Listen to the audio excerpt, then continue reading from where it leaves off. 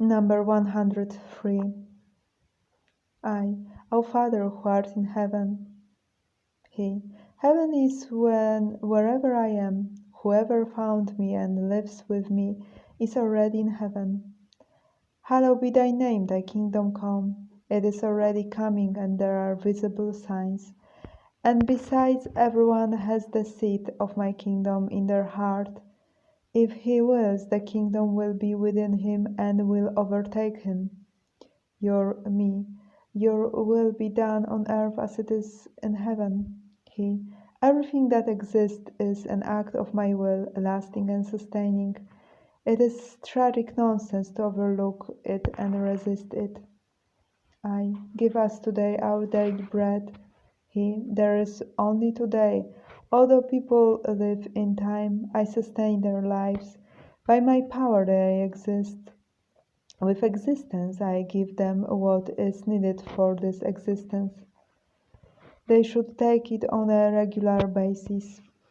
If they rush greedily and stock up, they take from others and move away from me. This makes me sad, and I pity them for their short-sightedness. And forgive us our trespasses as we forgive our debtors. Exactly.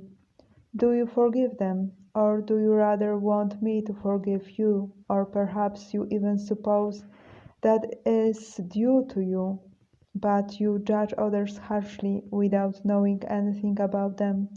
In fact, you know almost nothing about your own souls, much less the soul of another. You judge by your actions, most often in terms of your own benefit. Is it the right measure? Are you authorized to put yourselves as a judges above others, over my judgment? And lead us not into temptation. Most of the time you expose yourselves to temptation. You like to do it, and then when tragedy strikes, you scream for help. Or maybe you even complain that help is not available immediately. He who sows reaps, and he should collect enough so that he won't sow evil anymore. But you are stubborn, so careless your temptations.